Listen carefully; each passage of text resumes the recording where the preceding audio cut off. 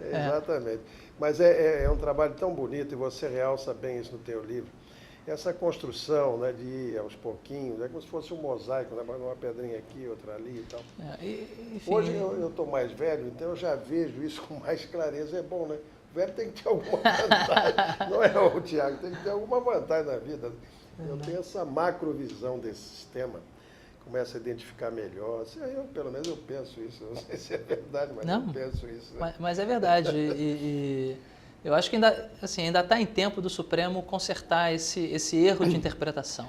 Mas isso, o trabalho do Supremo, como nós estávamos falando, é um problema realmente difícil, né? Aquilo é um trabalho que se protrai no tempo, é a modificação da composição, enfim, é uma coisa muito interessante de se ver, né?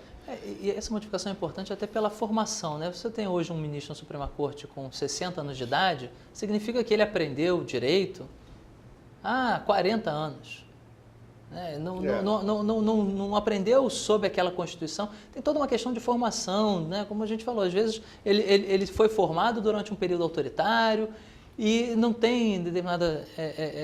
não internalizou determinados conceitos. Não estou dizendo que aconteça isso hoje com algum dos ministros do Supremo, não é, mas ao mesmo tempo não há como negar que os ministros do futuro, os que aprendem hoje nas faculdades de Direito, chegarão no Supremo com muito mais consciência da importância dos direitos e garantias individuais.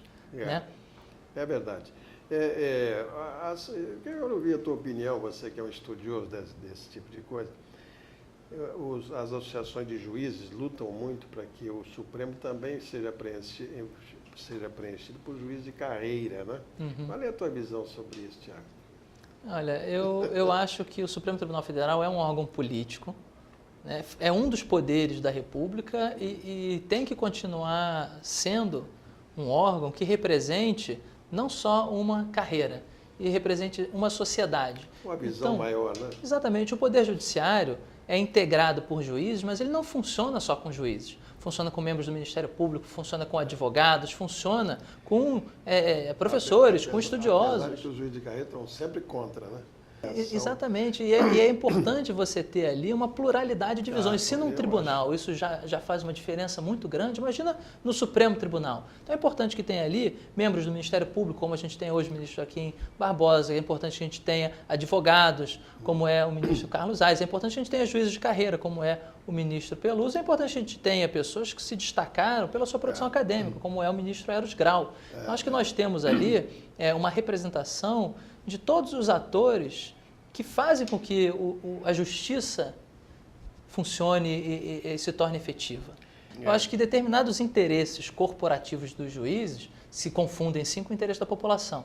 Né? A independência da magistratura é uma questão que diz respeito àquela profissão, mas na verdade não é uma garantia do juiz, é uma garantia da população. Mas as pessoas não entendem. Né? Exatamente. A questão salarial, eu acho que é importante para a população ter um juiz bem pago, bem remunerado, que faça o seu trabalho com alta qualidade, que possa estudar, comprar livros, se preparar, fazer cursos. Tem que ser um bom profissional, porque ele vai decidir o nosso destino. Isso né? mesmo. Mas ao mesmo tempo... que as pessoas pensassem como você. Mas ao mesmo tempo tem várias questões que são estritamente ligadas à carreira e não à população. Nós vamos continuar conversando com o professor Tiago Bottini no próximo bloco sobre essa questão tão fascinante das garantias dos direitos individuais, etc. Daqui a pouco.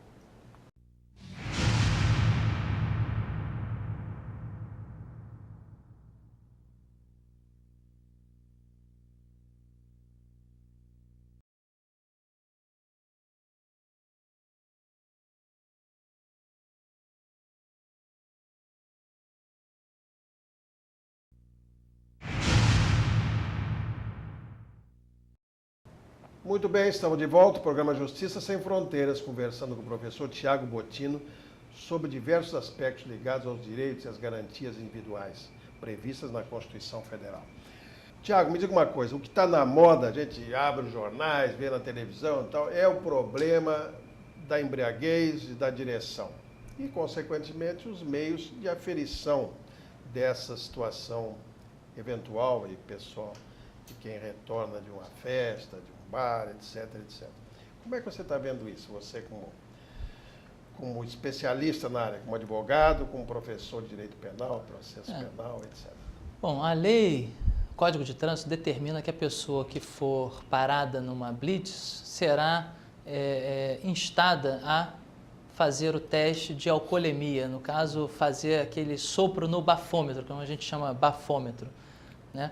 E eu tenho visto que, de um modo geral, os policiais têm respeitado ou já internalizaram a consciência de que a pessoa não é obrigada a produzir uma prova contra si própria. Então, ela não é obrigada a produzir a prova do teste de alcoolemia, não é obrigada a soprar no bafômetro, né? Enfim, já ouvi falar também de alguns policiais que tentaram constranger, mas as pessoas também têm hoje essa consciência, também se colocam firmes no seu direito de não produzir prova contra si. O que precisa ser discutido é se você pode punir a pessoa porque ela exerceu o direito constitucional de não produzir prova contra si. No processo penal, o Supremo já deixou bem claro que você não pode aumentar a pena, não pode colocar um regime mais gravoso, não pode fazer nada que prejudique a pessoa pelo fato dela ter exercido um direito. Mas isso no campo penal. No campo administrativo, no campo de trânsito, é uma discussão que ainda está aberta. Você pode multar alguém porque exerceu um direito? Porque hoje as pessoas são multadas quando se recusam a soprar no bafômetro. Exatamente. O poder de polícia, né? Quer dizer, então isso aí é mais complexo do que no direito penal, né? Mas será que pode se sobrepor uma garantia constitucional? Eu quando juiz, eu lutei muito em determinada área, porque nós falamos do processo de construir a jurisprudência, né? A propósito do exame DNA, a mesma coisa, é a mesma coisa. Sim. O exame DNA, agora se recusa você pode, DNA.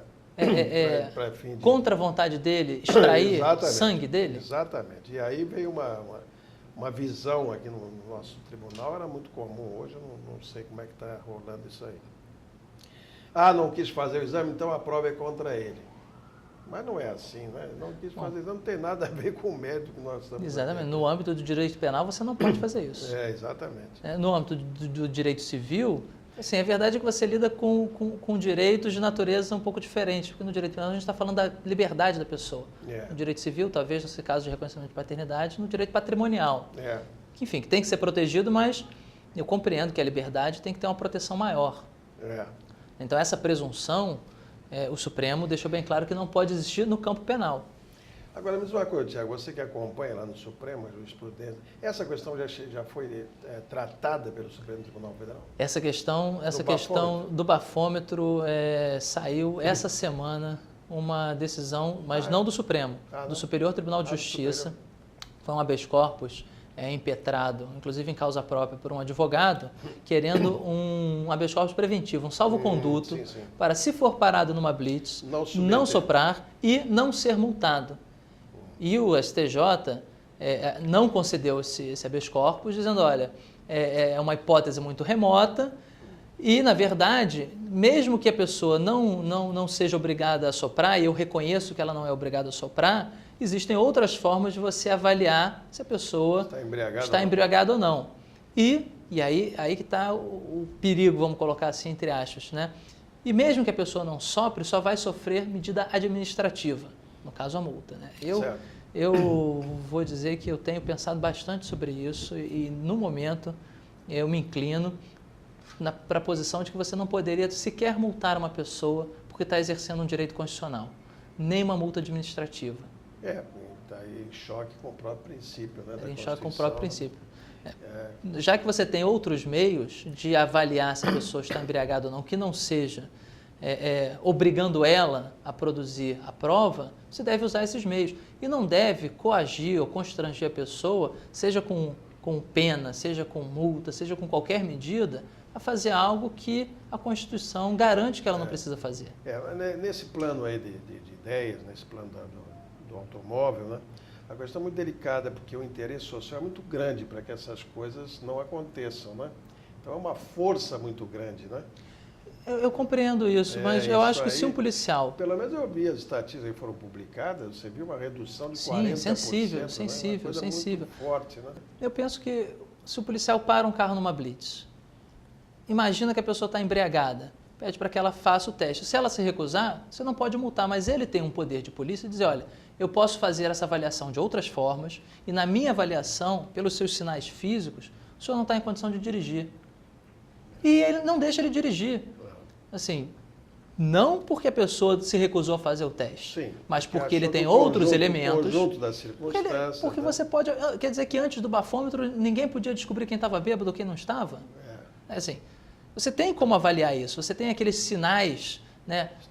Exteriores. O sujeito às vezes fica vermelho, fica com o olho injetado, fica, enfim, se comporta de uma forma mais agressiva, você consegue perceber que ele não tem condições de dirigir, porque também não é só álcool.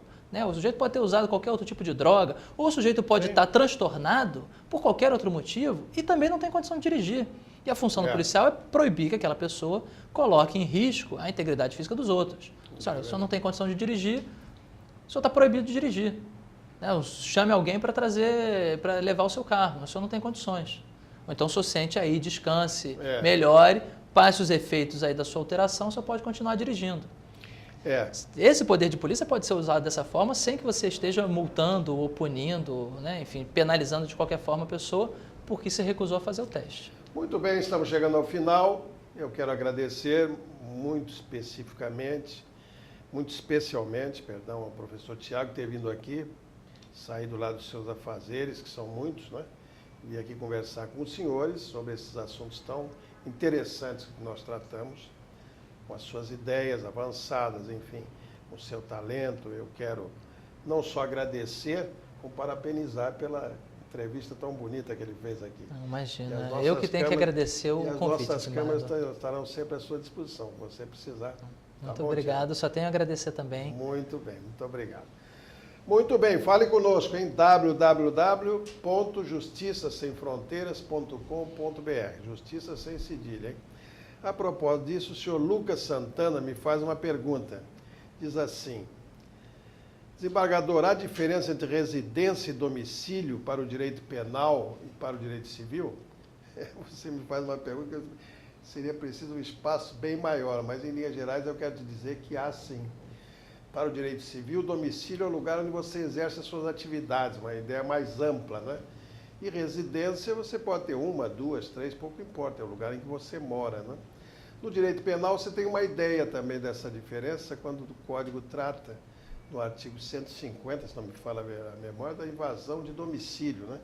Na verdade, o domicílio a que se refere ali à lei penal é o conceito de residência do direito civil, né? Então, a questão é muito interessante, mas demandaria muito mais tempo para ele descer um detalhamento. De qualquer forma, muito obrigado pela pergunta, hein? Não há cura para o nascimento e a morte a não ser usufruir o intervalo. Jorge Santayana. Até uma próxima vez e muito obrigado pela atenção.